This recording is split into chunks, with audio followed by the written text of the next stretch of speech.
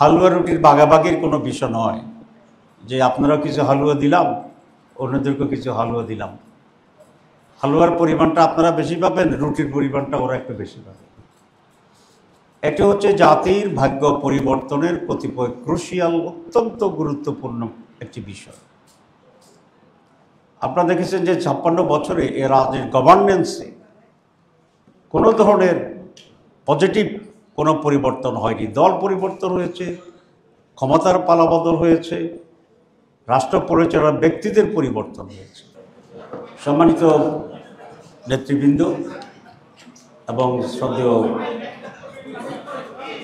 সাংবাদিক বন্ধুগণ, আসসালামু আলাইকুম ওয়া রাহমাতুল্লাহি ওয়া বারাকাতুহু। আপনারা দেখছেন যে বাংলাদেশে হঠাৎ করে রাজনৈতিক অঙ্গনে এক ধরনের নতুন পরিস্থিতি তৈরি হয়েছে। এটাকে আমি উত্তাপ বলতে চাই না, এবং প্রতিদিনেই বিভিন্ন জায়গা থেকে কিছুটা বিভ্রান্তিকর বক্তব্য আসছে এবং আমাদেরকে কেন্দ্র করেও কিছু কিছু বক্তব্য আসছে। সে কারণেই আমরা আজকে অনুভব করেছি যে আপনাদের কাছে যে সমস্ত বক্তব্য আসছে সেই সমস্ত ব্যাপারে আমাদের স্ট্যান্ডিং কী হবে সেটা ক্লিয়ার হওয়া দরকার, এবং আমরা বা এই জাতি কী চাচ্ছে, জাতির কল্যাণের জন্য কী করা উচিত আমাদের দৃষ্টিতে সেই বিষয়টাও আপনাদের কাছে আমরা পেশ করতে চাই এবং আপনাদের মাধ্যমে এই জাতির কাছে পেশ করতে চাই। আমরা একটি কথা শুনতে পাচ্ছি যে সরকার এক ধরনের কম্প্রোমাইজিং অ্যাটিটিউডে আজকের যে বার্নিং ইস্যুগুলো সেগুলো হ্যান্ডেল করার জন্য চেষ্টা করছে, এবং তাদের বক্তব্য হচ্ছে কিছুটা আপনাদেরকে সন্তুষ্ট করব, কিছুটা বিএনপিকে সন্তুষ্ট করব, কিছুটা অন্যদেরকে সন্তুষ্ট করব। তো এরকম একটা পদক্ষেপ। তো এটা তো কোনো হালুয়া রুটির ভাগাভাগির কোনো বিষয় নয় যে আপনারা কিছু হালুয়া দিলাম, অন্যদেরকে কিছু হালুয়া দিলাম। হালুয়ার পরিমাণটা আপনারা বেশি পাবেন, রুটির পরিমাণটা ওরা একটু বেশি পাবে। এটি হচ্ছে জাতির ভাগ্য পরিবর্তনের কতিপয় ক্রুশিয়াল, অত্যন্ত গুরুত্বপূর্ণ একটি বিষয়। আপনারা দেখেছেন যে 56 বছরে এ রাজ্যের গভর্নেন্সে কোনো ধরনের পজিটিভ কোনো পরিবর্তন হয়নি। দল পরিবর্তন হয়েছে, ক্ষমতার পালাবদল হয়েছে, রাষ্ট্র পরিচালনার ব্যক্তিদের পরিবর্তন হয়েছে, কিন্তু নীতিগত এবং মৌলিকভাবে কোয়ালিটির কোনো চেঞ্জ এই 54 বছরে হয়নি। যারাই ক্ষমতায় গিয়েছেন তারাই প্রায় একই ধরনের দলীয়করণ, আত্মীয়করণ, আত্মীকরণ, লুটপাট, টেন্ডারবাজি, সাদাবাজি, নিজের দলদেরকে অবৈধভাবে সুযোগ সুবিধা দেওয়া, টাকা পাচার, নির্যাতন অপোজিশনের উপরে, এগুলো চলেই আসছে। যখন আওয়ামী লীগ ক্ষমতা ছিল তখন অন্য দলগুলোর উপরে নির্যাতন চলছে, যখন অন্য কোনো দল ক্ষমতা ছিল তার বাইরের লোকদের উপরে কম বেশি নির্যাতন চলেছে। 54 বছর পরে এই ধরনের কোনো পরিবর্তন এর আগে হয়নি, কিন্তু এবার একটি জনসম্পৃক্ত বা সকল মানুষের অংশগ্রহণে স্বৈরাচার এবং ফ্যাসিবাদ, জালেম, হত্যাকারী, লুটপাটকারী, বিদেশের আনুগত্যকারী, সার্বভৌমত্ব বিক্রিকারী, এরকম একটি ফ্যাসিস্ট সরকারকে সকলে মিলে, সাংবাদিক, ছাত্র, শ্রমিক, পেশাজীবী, গরিব, উপরতলা লোক, সাধারণ মানুষ, সবাই মিলে আমরা এমন এক অভূতপূর্ব পরিবর্তন আমরা এনেছিলাম, যার মাধ্যমে মানুষ এটা আশা করেছিল যে এইবার কমপক্ষে বাংলাদেশে একটি গুণগত পরিবর্তন হবে। কিন্তু এক বছরের মাথায় এসে আমরা অত্যন্ত হতাশভাবে আমরা দেখছি যে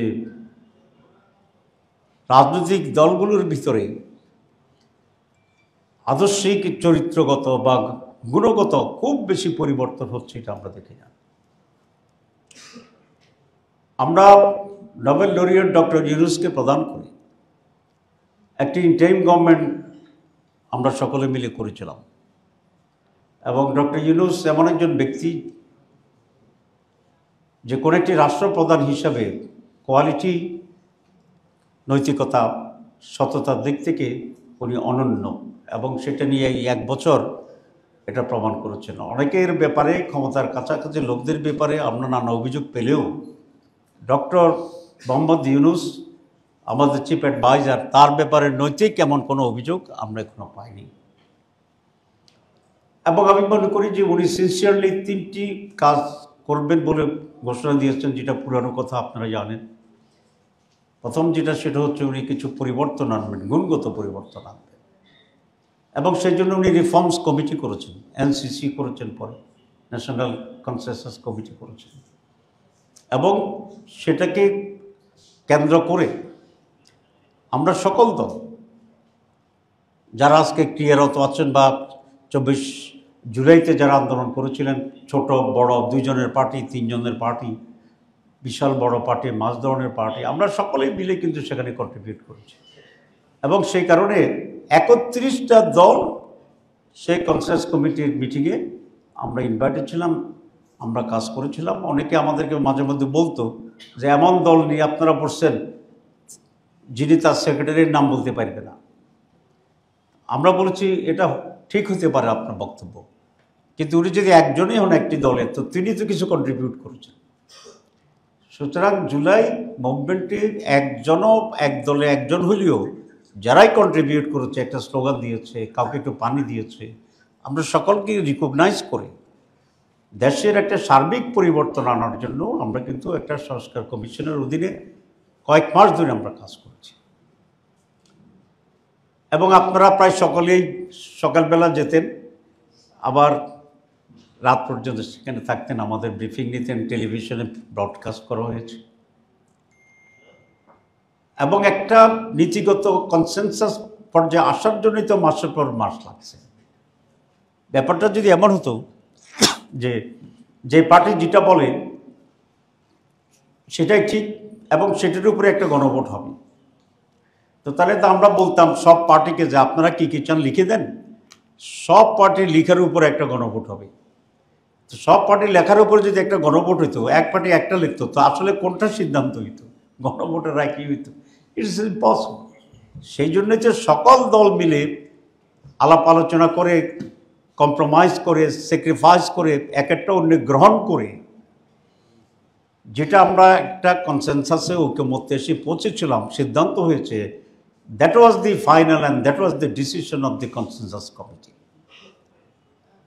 আমি আরেকদিন আপনাকে দেখাইছিলাম যে কনসেনসাস কমিটির ভিতরে দেখা যায় 29টা দল একমত হয়েছে, 2টা দল দ্বিমত পোষণ করেছেন, 26টা একমত হয়েছে, 5টা দ্বিমত করেছে। It's natural. সিদ্ধান্ত হওয়ার প্রক্রিয়া তো এটাই যে মেজরিটি যেটা, আমরা কিন্তু এখন মেজরিটিতেই এবার নেইনি, আমরা মোর দেন 2/3 যারা একমত হয়েছে তারটাকেই সিদ্ধান্ত হিসেবে দিয়েছি। কোশ্চেন আছে নোট অফ ডিসেন্টের ব্যাপারে। ইয়েস, নোট অফ ডিসেন্টও সারা দুনিয়ায় প্রচলিত দ্বিমত পোষণের একটি গণতান্ত্রিক প্রক্রিয়া। এটা ব্যক্তি দিতে পারেন, দলও দিতে পারেন। সেই হিসাবে যাদের যে দ্বিমত ছিল তার সেখানে নোট অফ ডিসেন্ট দিয়েছে। কিন্তু পৃথিবীর ইতিহাসে একটি ঘটনাও নাই আমি আপনাদেরকে চ্যালেঞ্জ দিয়েছি। চ্যালেঞ্জ দিয়েছি এই জন্য, যেহেতু এটা নিয়ে একটা বিভ্রান্তি তৈরি করছে। আমি অনেক বুদ্ধিজীবীকে, বিশ্ববিদ্যালয়ের শিক্ষকদেরকে জিজ্ঞেস করেছিলাম যে এরকম ডিসেন্ট সহ গণভোটের কোনো নজির আছে কিনা। অনলাইনে তারা যতটুকু জানতে পেরেছে কালকে আমাকে বলেছে নোট অফ ডিসেন্ট সহ কোনো গণভোটের কোনো নজির সারা দুনিয়াতে এখন পর্যন্ত নাই। কারণ নোট অফ ডিসেন্ট হচ্ছে একটি ব্যক্তির অথবা একটি দলের তার দ্বিমত থাকার বিষয়, কিন্তু সিদ্ধান্ত তো হচ্ছে যেটা মেজরিটি নিয়েছে, 2/3 নিয়েছে, 3/4 নিয়েছে, যেটা হচ্ছে সেটা। সুতরাং বিএনপি নোট অফ যখন ডিসেন্ট দিয়েছে আমরা কোনো আপত্তি করিনি।